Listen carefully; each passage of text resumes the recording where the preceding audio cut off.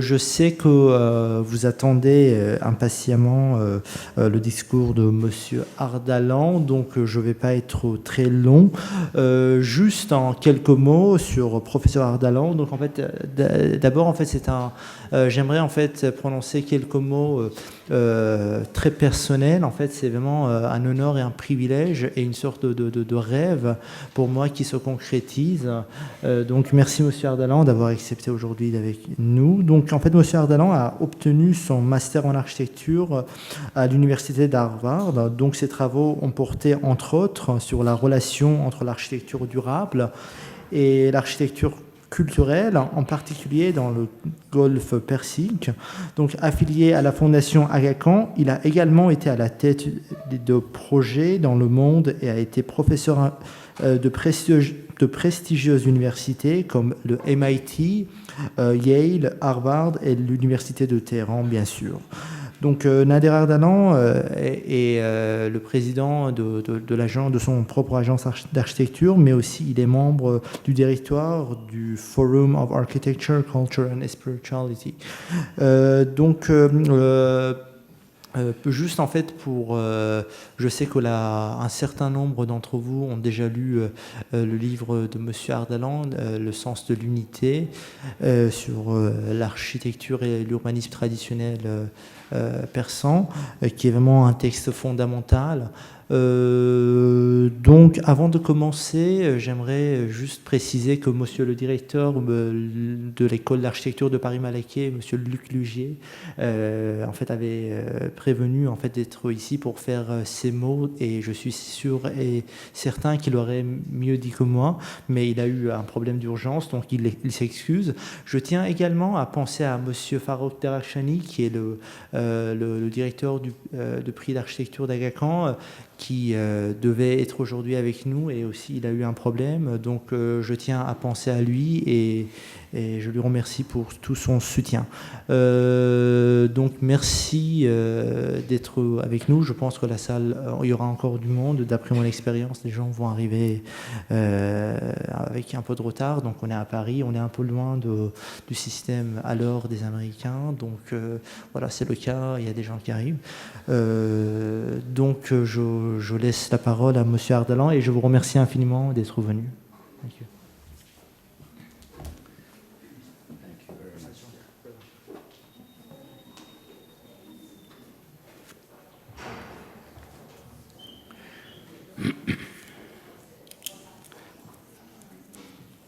Well, good afternoon, ladies and gentlemen, fellow students and faculty. My sincere gratitude to our hosts, the CFI, the Aga Khan Award, and in particular to Sina Abédi, whom I've just recently met, and for whom I have really great respect for what he has been able to achieve in helping to bring this Esfahan Cultural Week to us in Paris. I really want to thank a group of people today here at the university for arranging this presentation. I want to first begin by saying I want to observe that I am in the Occidental world of Descartes, if I'm not mistaken. And je pense donc je suis, I think, therefore I am. Now, coming from the Orient, the Oriental counters by saying, I meditate, therefore I am not. How can this paradox of I am and I am not be resolved? Well, welcome to the world of Esfahan and to Persia and to the metaphysics of this world that I'm very proud to speak a portion of and to introduce, if you are not already familiar with it, to a world that really has been able to deal with this paradox and exalts in the expression of the resolution of these complementary issues. So I was asked by Sina to speak about The Sense of Unity, which is a book that I prepared with my wife, quite a time ago. So this work begins by the sense of unity, this name of the book, and it was a very controversial book when I took this work in 1971 and 2, and it was published in 73. And many people said that this is either an enormously significant breakthrough in how we look into the architecture of Persia, of Iran, and possibly the Islamic world. And another group said, utter hogwash. This work is all about the imagination and the intuitive. So today, after nearly 40-some years, as a practicing architect and teacher and researcher, I want to present to you, at the age of almost 80 years that I have reached, that the sense of unity is possible through some of the theories and the works that I wish to share with you. I hope that you have the patience, because it may take a little while that one grows through this exploration. So it is obviously during this wonderful Semaine Culturelle at Desfonds à Paris, and this is where I hang my hat, and I am now emeritus as a senior Harvard research, but of course I'm still working. An architect never retires, so I'm carrying out a lot of research in the new paradise that we live in called Naples, Florida, which is on the Gulf of Mexico. I invite you all to come to know this place. The framework of my presentation is there's going to be an introduction of how did this book, first of all, get realized. And then I'll speak a bit about the actual morphology of conceptual theory in the book. And then the second part is because since this was written more than really almost 50 years ago, a lot of research and recent scholarship has come about that has helped identify and substantiate the kinds of theories that we developed in this book. And I'm very proud to share this with you, and then you share with me if you feel that some of these substantiations, and really what it does, since today's conversation is about Esfahan, but Esfahan would not be Esfahan were it not for Sheikh Safi, the Sheikh of the 14th century in Ardabil, who was the precursor to the Safavid order of Sufis. And then I'll be speaking about application of these theoretical approaches to architecture, and then an epilogue to end. Well, what does this have to do with anything? Well, of course, you all recognize that this is the Roby House by our wonderful Frank Lloyd Wright, perhaps the precursor of the, I would say, the metaphysical way of doing architecture, which later on I was very happy to work directly with Louis Kahn, who I think was 20th century's great metaphysical architect. But at the Roby House in 1971, two people brought their manuscripts. Louis Kahn wrote this letter of introduction to the University of Chicago, and I write the first key word that he wrote. He said, what they are bringing to us in recalling the original inspiration which motivated building. Lou was always interested in going back to the origins and how they came to be. And he felt that this book dealt with the origins of the architecture of, I would say, Safavid architecture, but then it also dealt with all the history of the thousands of years, 7,000 years of Iranian history. So the sense of unity came out in a square book, 12 by 12, and in time I was asked to do a similar history study of the Masjid al-Haram and the Holy Kaaba in Saudi Arabia by the government of Saudi Arabia. The Aga Khan people picked me up to become a member of the first steering committee in 1976-7 of the award. and we did research work on Jerusalem at Harvard with our students. And I'm just going to flash and say a lot of other people got involved in this type of thinking. One of the most important ones on the left, on the bottom, is Keith Critchlow, the great English mathematician, geometer, whom I know that you all know very well. And you see this lovely lady's eyes. That's Munira Farmanyan. Moria invited me to her atelier and showed me the series of geometric, beautiful, mirror-like based forms that she was making. And then she pointed to a chart, which happened to come from the sense of unity, of the geometry as it goes from 1 to 360 degrees. And she said, Nader, if it was not for this chart, I wouldn't have been inspired to do this work. So strange people have dealt with these things over the period of time. Now to go to Esfahan.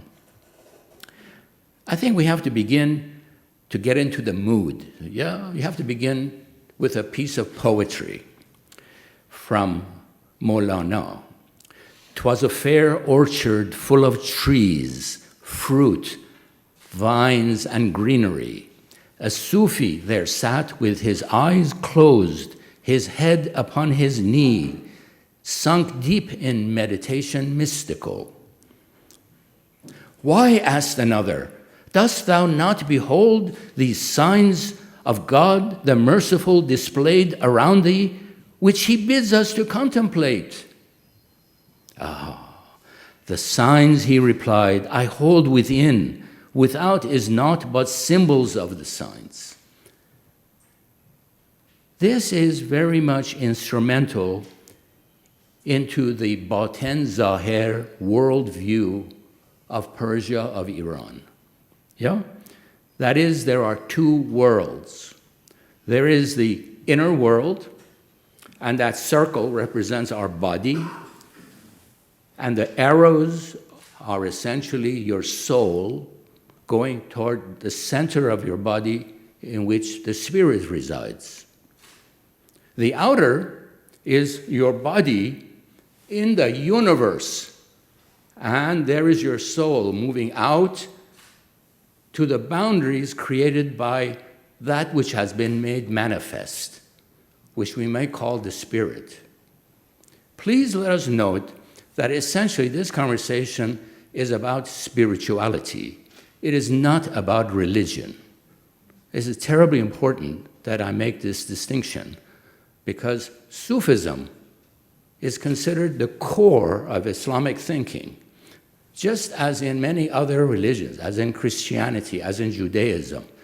And certainly when you move into worlds which in a way don't necessarily call what they believe in as religion, at the core of Buddhism or of Zen lies this sense, intuitive sense of ultimate reality. Spirituality is that area that I want to speak about with you today, and how it manifests itself in architecture.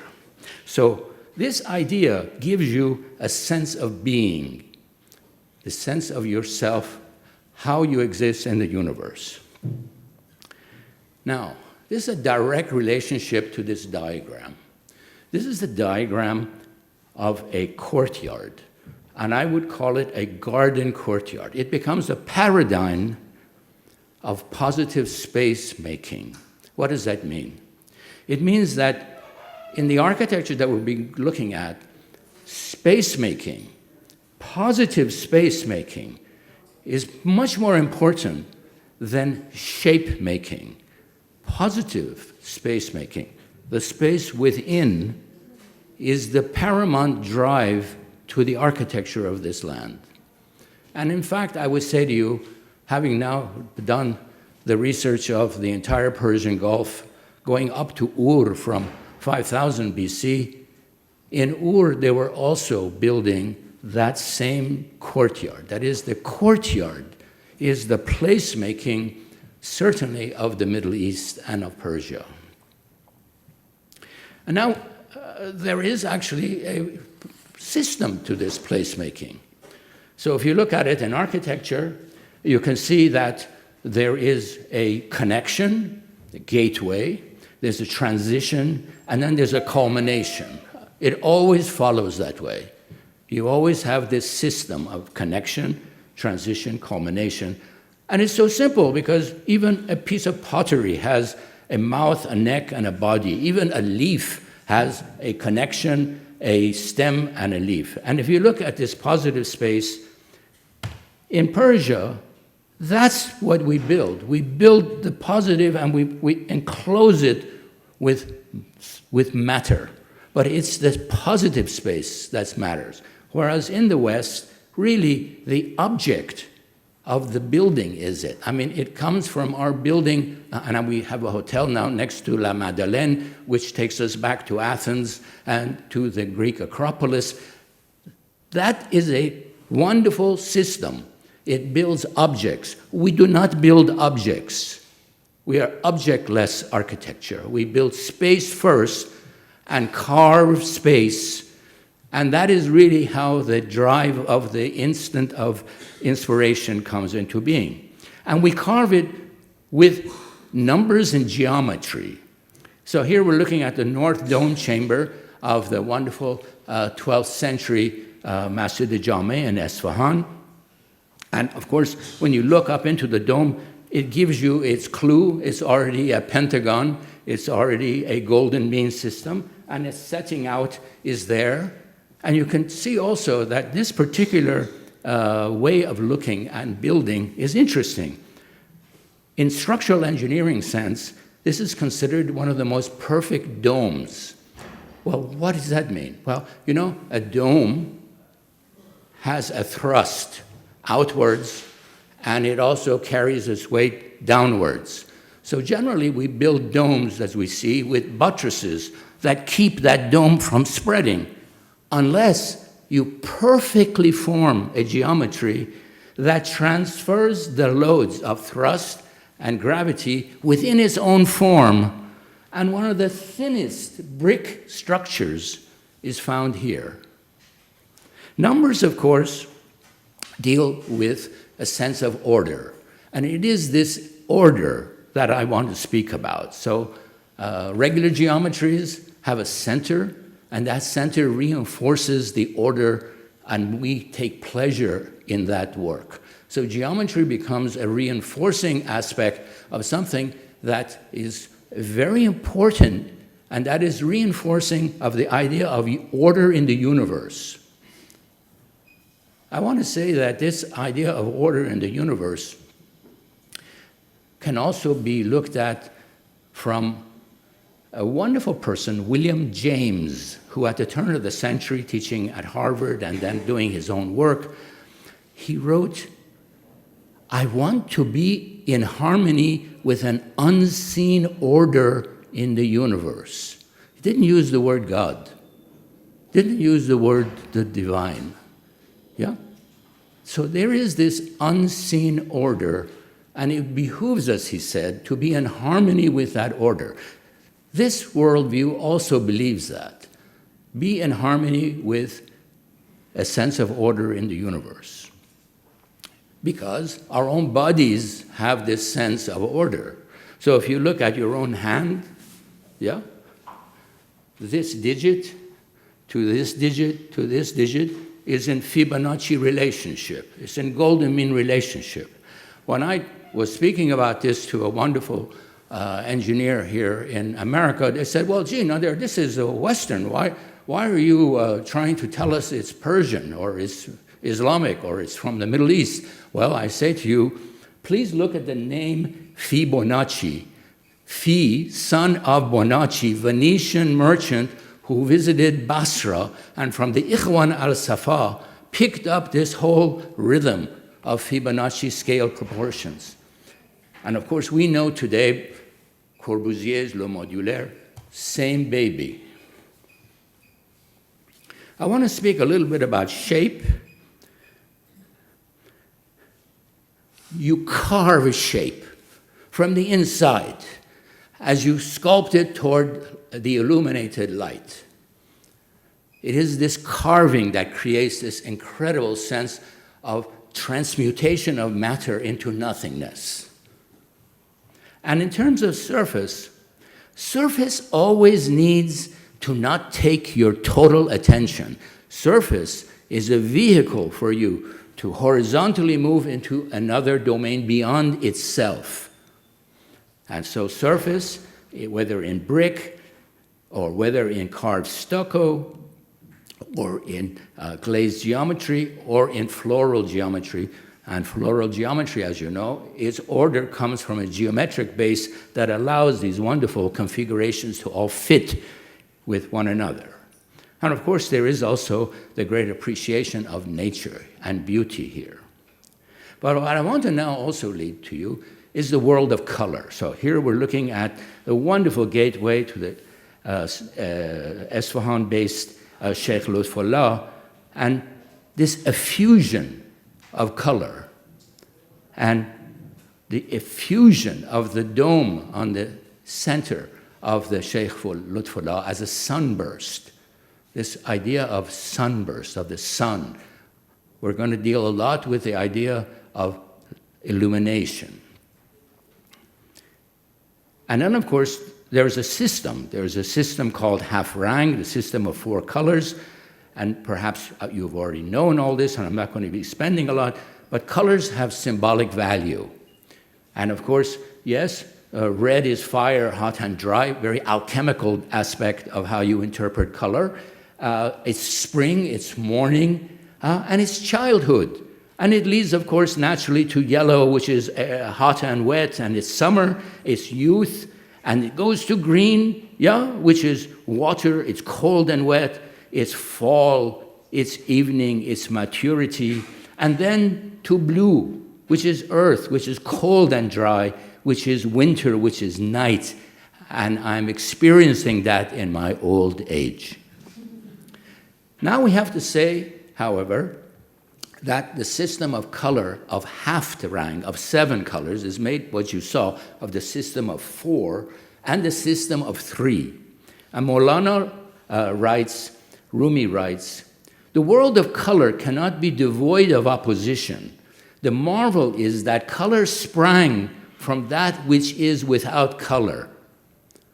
So I meditate, therefore I am not. Color comes from that which is without color. How come? Let's go to why, how come. There is a passage that says, I wanted to know myself, therefore I created the world. This is a world that is self-realizing itself. So when you design, when you build, when you are a craftsman, and now I'm going to essentially go to that last one, you are self-realizing yourself. This is very much a Jungian way of also looking at self-realization, because you're realizing your essential, original manifestation. And the system of 3 is very easy. It's really made of white, that is the descending light. And, you know, in the dance of the Sufi that you've seen in Maulana, you receive the light, and then you transfer the light to others, and then you spin.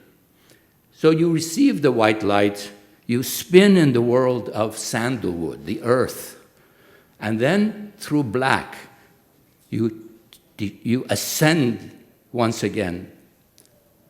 This idea also of black, the symbol of ascent, has a larger dimension called the illuminated black.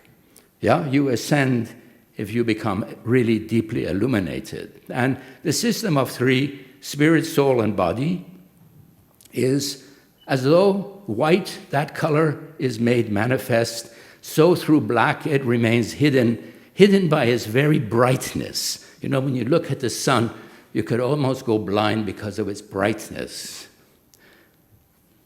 And sandalwood is anthropos, is human being, in micro scale, earth in macro scale, and the floor to the architect.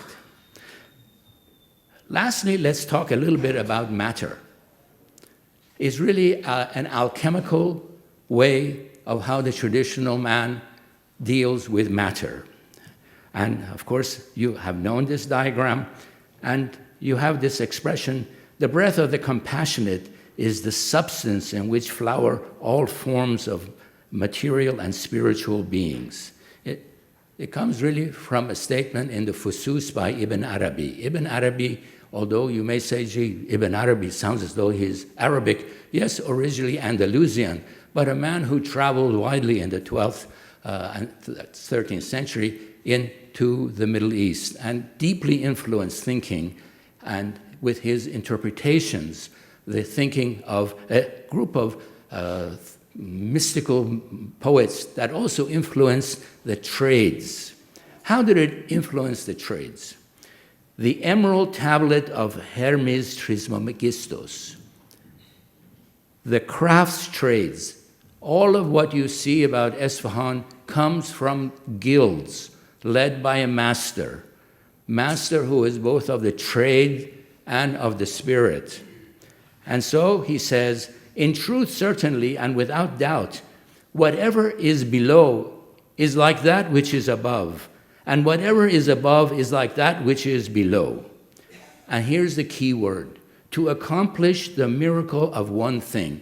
The miracle of one thing was the transmutation of that craftsman through his art, because he was to take a hunk of stone and alleviate it from its heaviness so that it transcends. You've seen the wonderful works of stone in the West, in the cathedrals. You've seen the wonderful work of bricks and stones and other materials in Persia.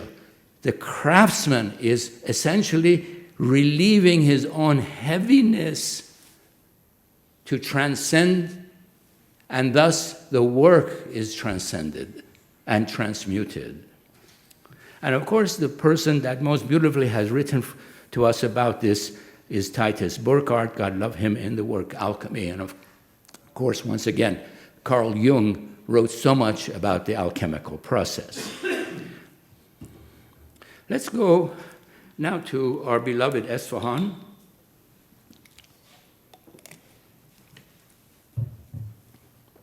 And let's take a look at Esfahan as it transforms from the 12th century Seljuk to the Safavid period that essentially goes from the 14th, 15th, 16th, 17th century.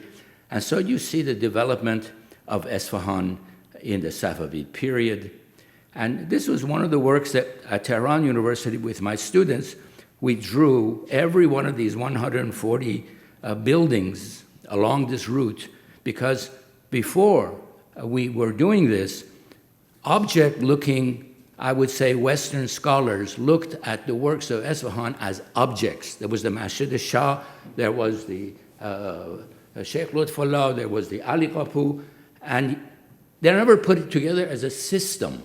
But this is a system that began really in the 12th century from that area of the Masjid Jame, I don't have a pointer, but you know the top black on the left, and the great Qadim. And now I'm going to speak a quick bit about how positive system becomes a linear order of positive space making. So you have the positive space of the courtyard of the Masjid Jame, and it begins and connects to the bazaar system. Now the bazaar system really is going from 10th, 12th century right on down to the 16th, 17th century. Can you believe it? Nearly 600 years of continuous positive space making. The bazaar is a linear order. The connection to the Karvansaray and the bathhouse, again, around a central courtyard. And you can see all the Noli plan around the bazaar. And the wonderful sense, you're carving space. And what's left in the back is not important. Very beautiful when you walk on the roof, but that's the purpose. The purpose is the carving of your inner soul in architecture. Whether it's a bathhouse or it's a wonderful residence. And all the residences are courtyard residences, and you get to it through a series of spaces that finally go through, again, gateway, transition, culmination. And mom and dad sitting on the kursi having a qalyoun, a good water pipe. Nothing beats it if it sits on a piece of water in your pool and there's breeze in the courtyard. Paradise is here. And of course, the whole order making of Naqsh Jahan, the great square in Isfahan, the Masjid Shah, the Noli plans of great positive space making. Now, not only is it positive space making, but please remember this diagram because I'm going to come back to its origins. And here you have the idea of a diagram of what makes a society. It's very important that the society deals with the commercial place, which is the Qaysariye, the end of the bazaar as it's leading into the great square. It's very important that you recognize the Aliqapu, the political place, the governance of your society. Very important that you then look to the Masjid Shah or Masjid Imam today for your theological, your religious place. Very important that you also look to the Sheikh Lutfullah for your spiritual. The combination of these is a terribly important quadrangle of forms of thought of what is an ideal society in which the body of your residences is intimately connected. And of course, the system continues in its linear form all the way down to the Qajar period, to the 18th, 19th century, and reaches the Pole Qaju as it crosses the Eternal River. So I mentioned that we're going to look at some recent research since the sense of unity, and we really then go back to Ardabil, Iran. Can you see that dot on the top that says Ardabil? And of course, Ardabil, the Avesta Ard, essentially dealing with sacred and Bil as a holy place. So Ardabil, holy place. And in this holy place, we come across Sheikh Zayed Gilani, who appoints Sheikh Safi al-Din as his successor master of the Zahidiyya Sufi order in 1301 AD. This is the beginning of the Safavid period, but yet it's not a Safavid period as we know it. It is only in its soul, it's only in its Sufi beginnings, in its Gnostic sort of order, and it lives this way for a period of time. And I want to just give a little bit of a history of this. You all may know some of this, you may not know of this, and I'm sorry I don't have a pointer, but let's deal with, maybe I deal with this one first. There's a historic period, yes? So you know from the beginning, and Iran, by the way, is one of these crossroads that essentially, I must say, after the Sasanian period, let's say 7th century AD, until essentially the Safavid period, for 700-800 years, was really conquered and ruled outwardly by all these successive waves, whether it was the Islamic wave or it was, the Arab Islamic wave, or it was essentially the Changiz Khan and the Mughals and Tamerlane, et cetera, but by golly, it had one interesting quality. All of these people who came to Iran in time adopted the Iranian way of looking at life. Although they ruled the place outwardly, inwardly, the place ruled them in their belief systems. And even the architecture that they built was still very much of the themes that I have been explaining in our work. Now, the interesting period is around the Timurid period, because this is 1370, 1507. This is about the periods of time in which Sheikh Safi and then his offsprings and his successors begin to show themselves.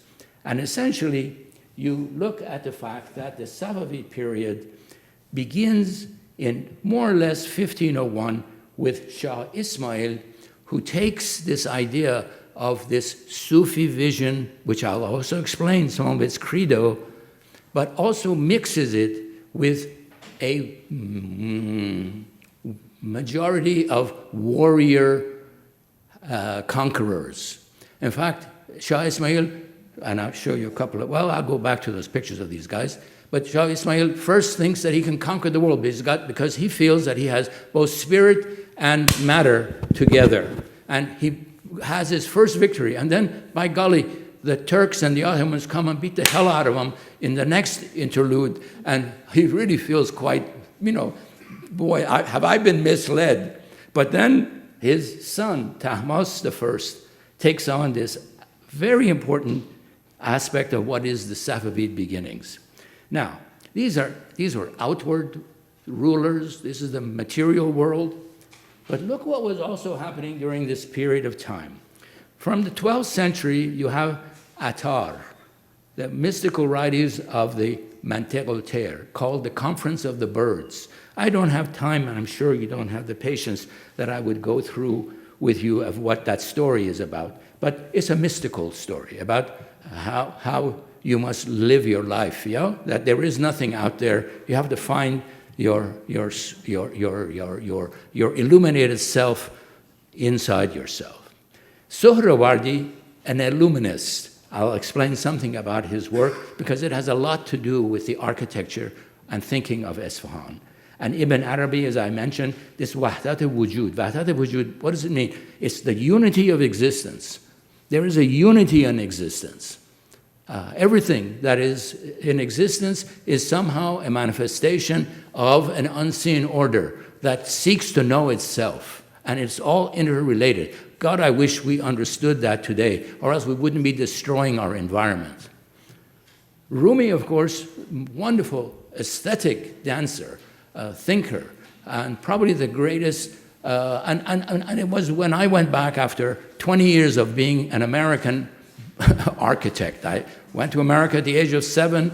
I lived there until I came back at, 24. And I built my first buildings in America. And I went back to Iran, and I was a bum because I didn't understand any of this type of thinking. But that's why I started to try to study the architecture of Iran, not only through the material photographing, but of the philosophy behind it. So we get to Sheikh Safi, and then we move down to these other persons that I'll speak about. And these are the guys, There's Sheikh Safi, happy-looking fellow with his beard over there. Ismail, who makes the first break to establish the idea of the Safavid order. Tahmasp, who really realizes, and then ultimately in its glory, is Shah Abbas in the 16th, 17th century. And it's built upon Ibn Arabi's concept of insan kamil, the perfect being, material and spiritual. So Shah Ismail altered the nature of the order of the Safavi from Sheikh Safi as he militarily bonded the Safavid empire with Sufism within a context of Shiism.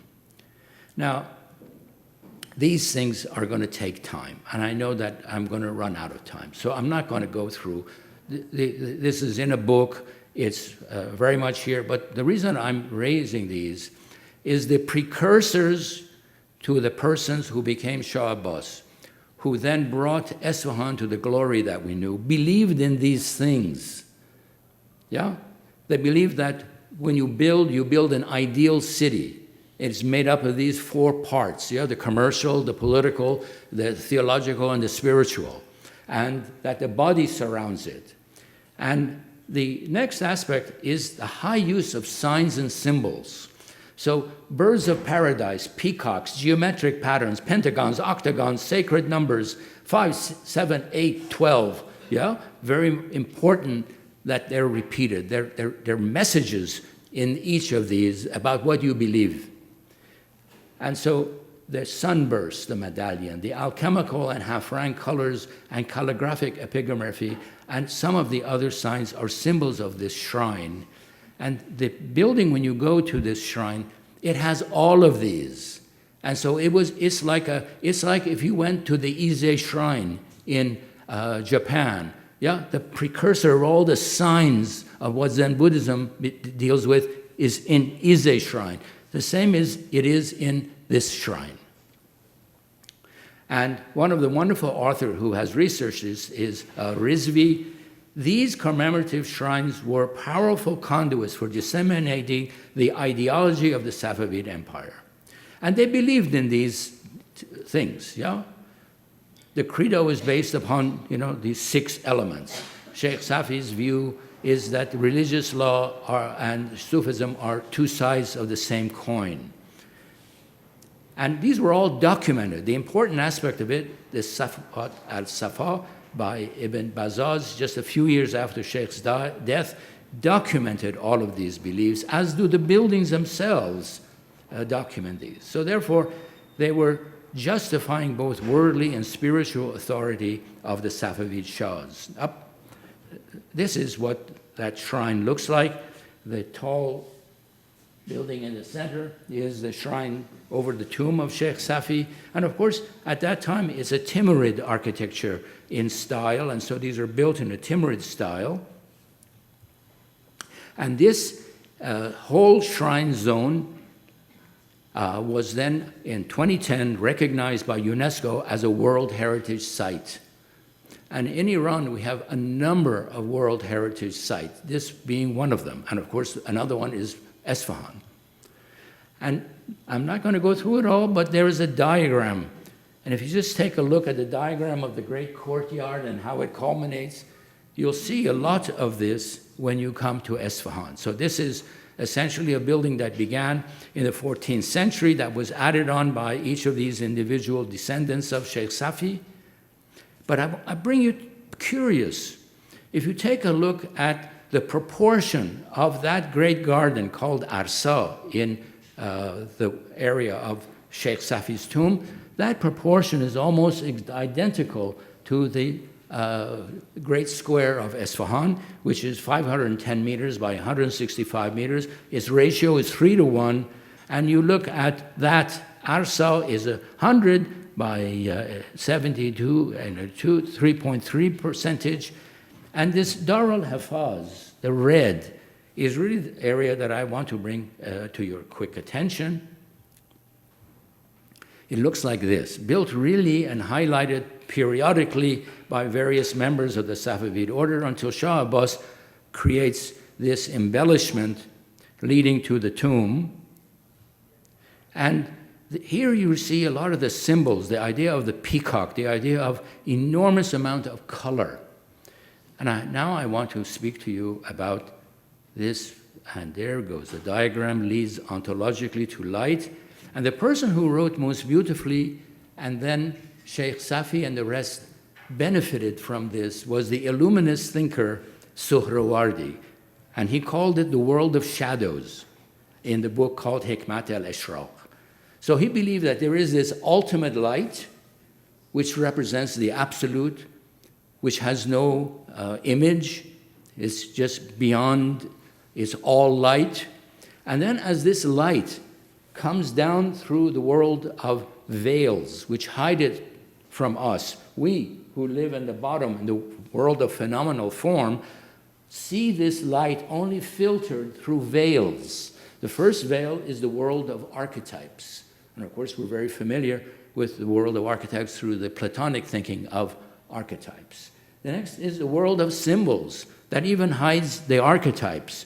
And then into the world of phenomenal forms until we, poor creatures who exist in darkness. And the only way that we could see some of this light is through that ontological ascent through the various stages. So therefore, to know the world of symbols and their meanings, to know the world of the archetypes behind these meanings, these are the places that may trace you to the origin. This is the type of thing that Lucan talked about enormously, about the beginnings before, the building was existent.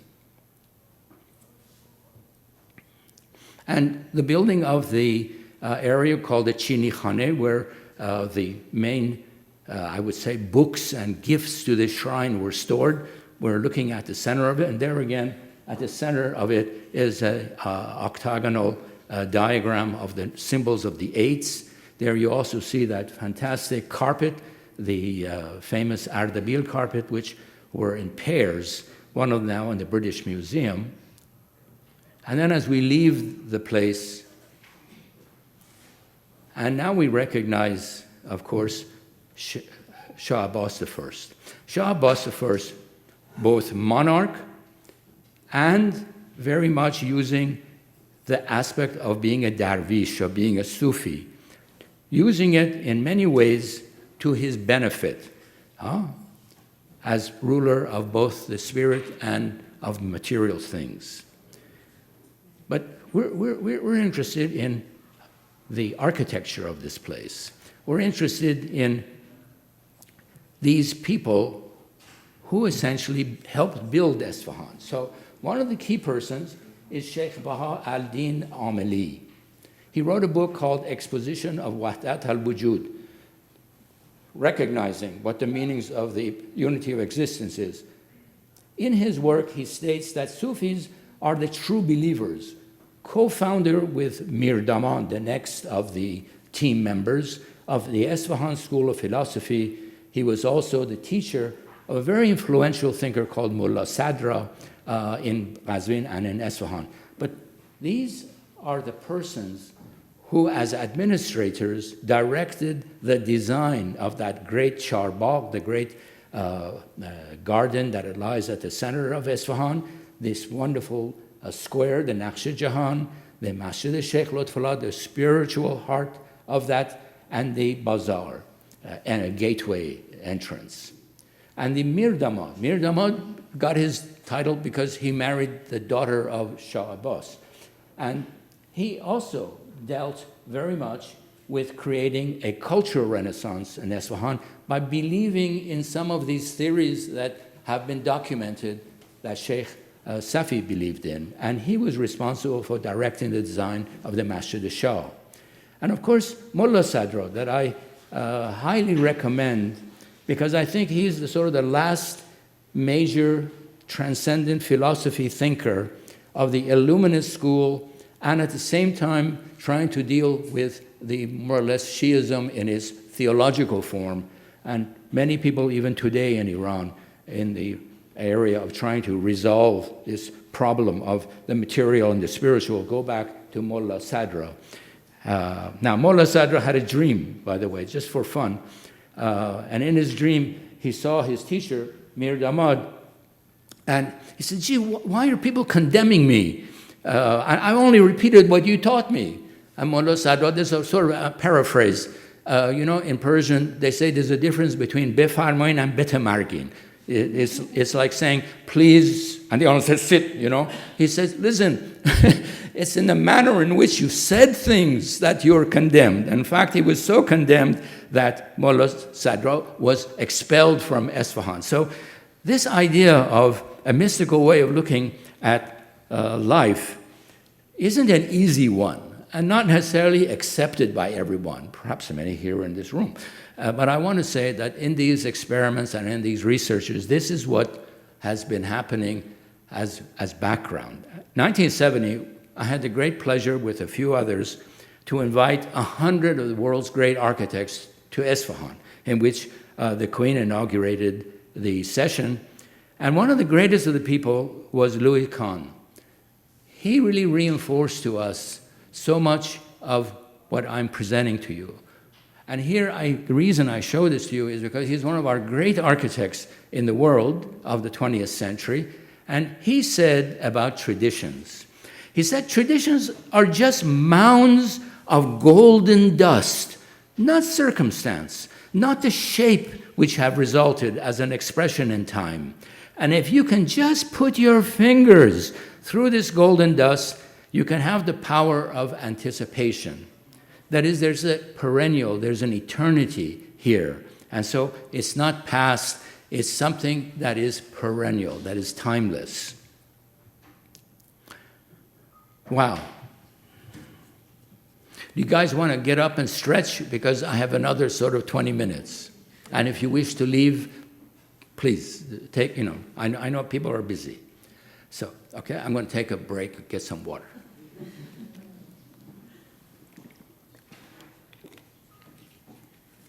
The reason I do that is because this is the tough part. The proof of the pudding is always in the eating. And I've learned through this that thought is lighter than mud. So as an architect, you deal with mud. And so it's always heavier. So you never realize the dream. And with that apology, I'll show you some of the perennial lessons of Safavid Esfahan, which I believe can be and can serve as paradigms for future holistically sustainable, spiritually transcendent urbanism and architecture. I truly believe that. Of course, you have to first accept that you're transitory. You have to first accept fana baqa. You have to accept death and rebirth. And it's constantly happening to us. With each breath and with each exhalation. You die with each exhalation, you live with each inhalation. And this rhythm is the aspect that guides a lot of thinking in what you'll see. So you go all over the world trying to research and build and talk and etc. And these are some samples of where I've been in this trace of dying and being reborn. And out of this process, these four theoretical pillars of what I feel for the last 40 years have dominated how I have designed based on the background that I've shown you.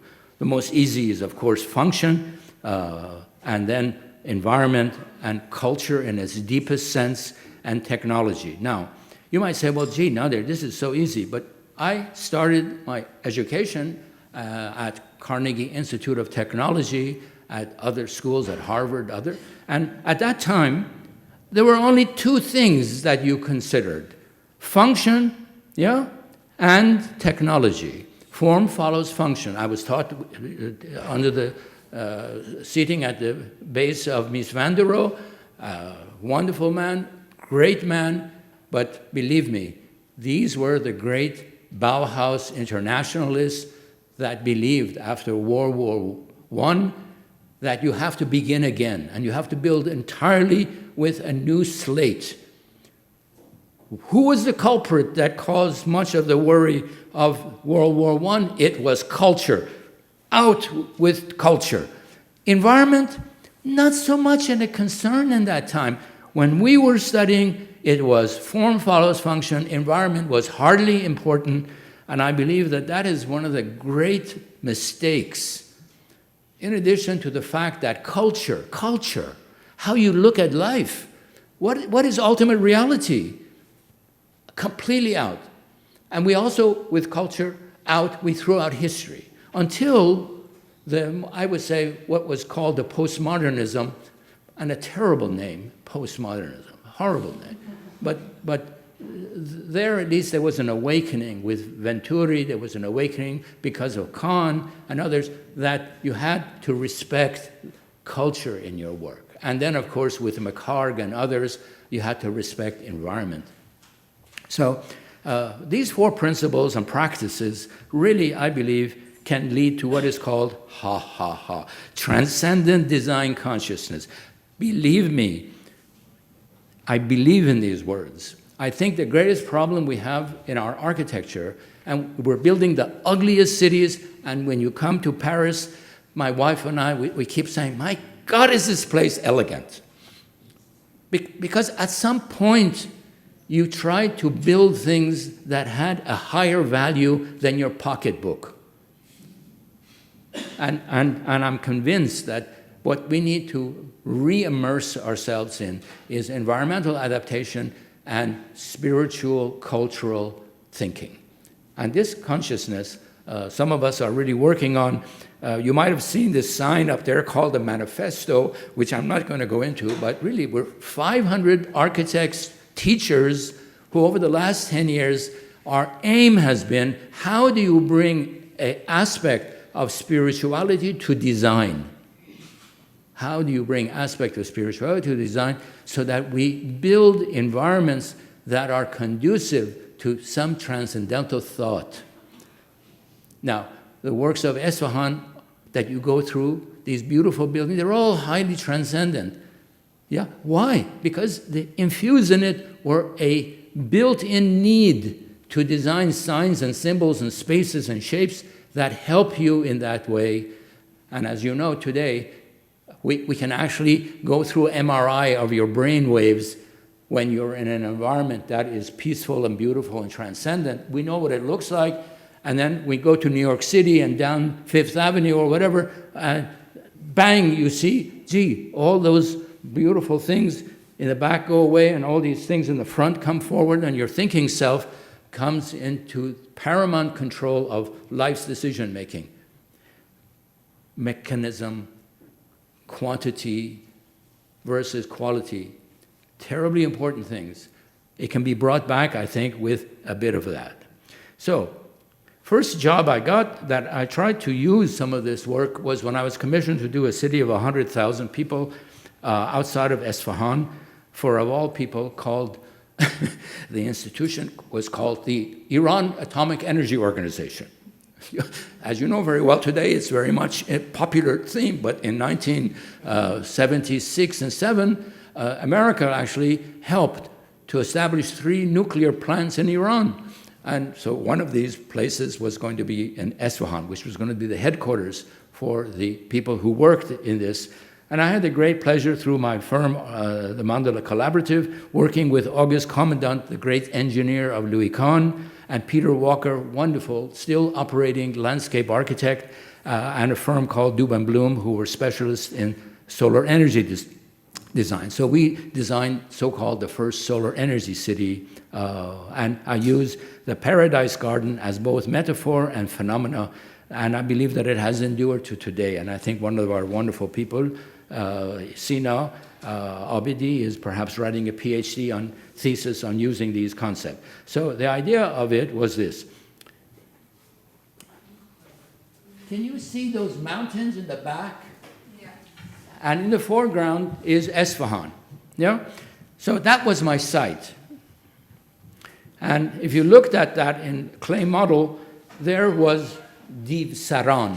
This is surrounded by wonderful arms, and then at the back of the head there was a protrusion, and actually even a smaller one in the beginning. And I believe it is really interesting. If you aligned, we went to the site, if you aligned the hillock with the front hillock, by golly, it led directly to Isfahan and to these. So somehow we were taken to a place that had a very interesting, it created the spiritual axis of the city. And of course we loved it. If it were so, keep it, build with it. And then we drew it, we sketched it, and it was human beings with arms and legs and head, etc. And the movement of the system, of the roads, so I'm just showing how a sketch of all these comes into being. And finally, when you went to the site, hot and dusty, and you take a look at how the sun and the wind moves around the site, and then you go, and in this heat with the group of pals, we said, my God, are we hot and dry? So we broke open our watermelons, and we knew exactly the architecture that we had to do. We had to do a cold and wet piece of architecture, because it was natural that you would complement a hot and dry environment with a cold and wet piece of architecture. And so out of that grew this master plan. It had 2 heads, looking anatomically to how the area related to the spiritual axis of the city, and one head was really the commercial head, and at the other end of the hillock, removed but still on the same axis, was essentially the thinking head. It was a place of the university, and in between was a great paradise garden and museums. And that garden was essentially the place where the residue of the resolutions between your thinking head and your commercial head would come into being. And the body then went out as rays of your inner soul going out, receiving water that is stored at the high place of the mountain. And the earth is then molded to have terraces, and the water comes down and travels through the order of water. It creates the order of green, the order of nature, at the center of a great garden. And then the buildings were courtyards as well. And there we are. There we have solar energy, solar ponds, etc. And there's a clay model of it. and it axes on this wonderful central garden. So these are quick images of a city never built. Never built when a revolution occurred. Never paid for when a revolution occurred. So back in Iran, almost immediately afterwards, I started in 1964-7 with the oil company in Iran. I would travel back to Tehran, and there I met a man I didn't know before called Kamran Diba, very fine man. And meanwhile, I had been traveling to Kashan and other places. This is the Burujerdi house, and it has these wonderful wind catchers, badgirs. And I had just finished 2 years with José Luis Sert. He was also doing these light catchers for the construction of his museum. And so out of that came the design, the original model in 1965 of the Contemporary Museum of Art in Tehran and the Inner. And when I came to meet Kamran said to me, Nader, I've got a lot of things going on, and the Queen has given me this project, and you're going back and forth. Can't you maybe work on this with me? And so that's how I received this plan, really. And then I worked with him, and I created these great other external forms to catch the light from the four directions and then to design it with that. So this was the Contemporary Museum of Art. In 1976, the Smithsonian invited Hans Hollein, who invited 7 or 8 other people for the first design museum to be built. And it was the beginning of this looking back into regionalism, looking back into the history. And so I worked with my dear, now departed Karl Schlemminger, this German-Iranian beautiful sculptor. And what we did was we created a contemporary chartak. This chartak is so symbolic. It is a symbol of the place, the sacred place of the Zoroastrian fire. And we built it out of lucite, but it was this form, but the form that can be felt and developed with any material. So I'm going very quickly, yeah? And then we did the University of UAE University in Al Ain, and the school of the Information Technology School with a great gateway.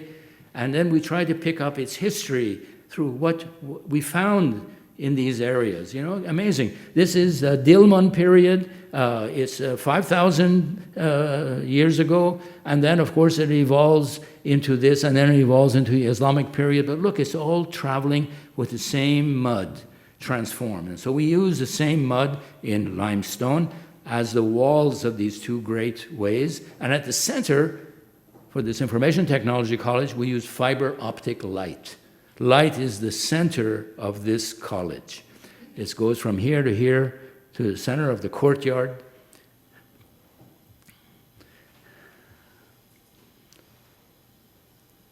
And essentially high technology, but very much trying to also work with these images, and then of course the solar panels that carry the basic system of this city. I'm just going fast, just so you see the way of thinking of positive space making. If it moves, yeah. Didn't get there. This one is not showing. Anyway, at the gateways, Carl and I worked on these great glass filters, mashrabiyah. These are 10 meters by 20 meters tall. Through these limestone gateways, you enter, you move up these stairs and the elevators, and you finish it with the same kind of geometries, the same forms, and placing in signs and symbols. This is the Al Ain Diwan. This is the governor's place of government in Al Ain, also based very much on the idea of a super circle. I'll go into that a little bit later. Built with essentially sort of inspired by metal architecture, I would say, but creating these kinds of forms, center of geometry, light. I made a donation somewhat recently for the mausoleum of Shams Tabrizi. Some of you may know Shams Tabrizi was the spark, was the fire that transformed Rumi from a very good preacher into the lover, into the great mystical writer of the Masnavi. And this is what says to me, Rumi believed I was raw. I was cooked. I burnt. His whole life it was to be clinker, to burn. The fruit of my life is no more than 3 words. And so we try to carry some of these themes. And again, using geometry, the square, the material symbol, yeah? And its formula is, as you know, x to the nth power plus y to the nth power equals 1. And then the circle, y squared plus 2 to the second power equals 1 is a circle, the spiritual essence. And Piet Hein found this wonderful union of the supercircle, the union of the material and the spiritual, the union of the square and the circle, which we use as the base plan, and then of the parabola that you saw from the design of the parabola of the North Dome chamber, and the evolution of the supercircle and supercircle paraboloid as a new form. Thinking that way, as you think that way, you create these. And when we went to the site, Mecca was 15 plus degrees toward the south, and we wanted to also put something that would recognize the center and how the sun moved at the center of the design of this building. So we developed the site plan based on the direction toward prayer, and this is a very important place of ritual prayer. And here was a site for the mausoleum, and these were the designs of the mausoleum. And the last thing, I'm still working on it, the Iranian room. The University of Pittsburgh and the Cathedral of Learning have a place called nationality rooms. Many countries, France particularly, England, Germany, Japan, Korea, have rooms, classrooms, and I was asked to do the Iranian room. So just a month ago, in fact, a month and 1 day ago, I presented these ideas, and it was based really on the inspiration I received from a qalamkar. And I was very surprised to find that you have an exhibition of qalamkar here for your show, but very deeply moving. Why? Because at the center is that sarv, is that cypress tree. And you know, there's a beautiful symbol in the cypress tree. How many of you know that the sarv has both within it male and female, and therefore it self-fertilizes itself, and is therefore free and independent? Isn't that fun? Use a symbol that symbolizes your own independence and your own self-fertilization. And so the ceiling of it, these are just the raw, uncolored. In the ceiling, there is this diminution of the square toward the light in the ceiling of this classroom. The classroom begins to look like that. It's still raw, it's sandalwood, it's clay. And these are the materials that we want to use with it. Good Iranian travertine, very nice sandalwood, maybe some thing of Esfahan cobalt and turquoise blue tile. And then, of course, that sarv. This is 2,500 years ago, sarv from Persepolis. So we were using that symbol as a symbol of our fertility from that period of time. And yet, of course, we understand how we've done the geometry of how you then evolve from the floor to the ceiling. And then maybe these ceilings have these other kind of things, sparkles of a mirror, etc. And then the carving, maybe that now today a laser carving of a message. Okay, the last of these is what I believe might be items that I'd like to leave you with. I think that there has to be a worldview that allows you to think this way if you are into Esfahan.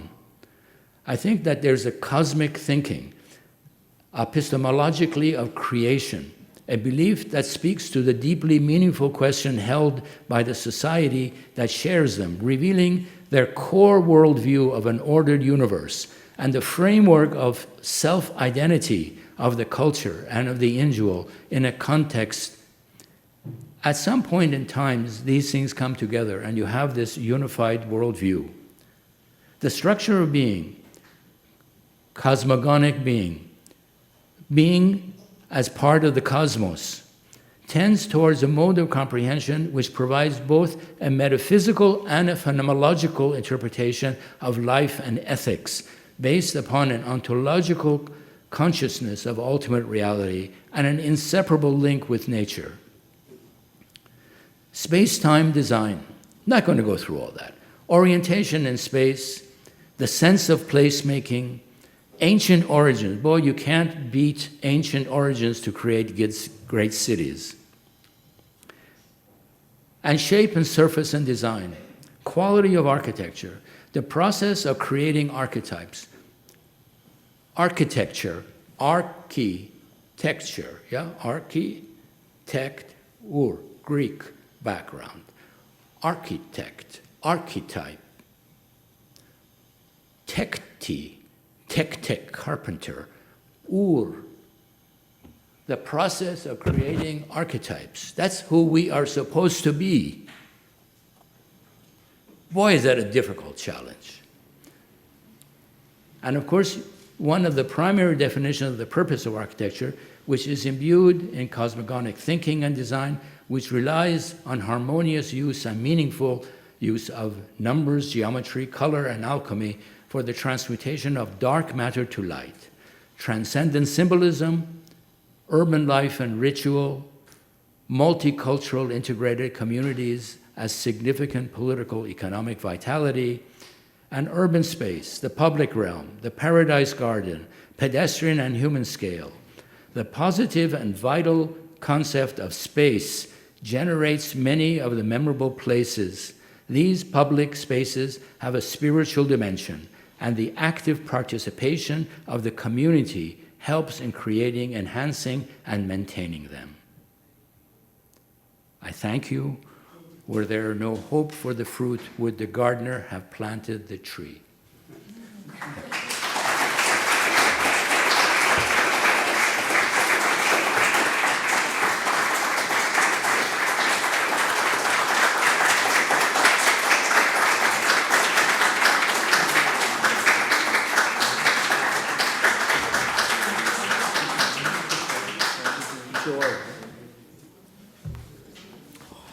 Je vous remercie, professeur Ardalan, pour cette belle intervention.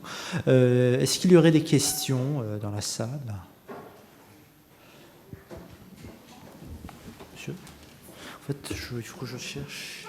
Please speak loudly. Oh, wonderful. Hi, sir. Just one question. Do you believe? Do I believe? Do you believe? Do I believe? Yeah. I believe in an unseen order. It's true, yes.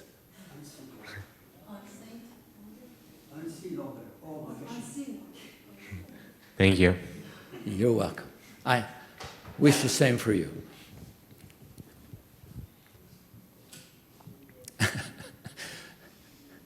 Wonderful. Well, I want to thank you all for... Oh, there's a lady here. You spoke of what you could not build in Isfahan. I can't bring this.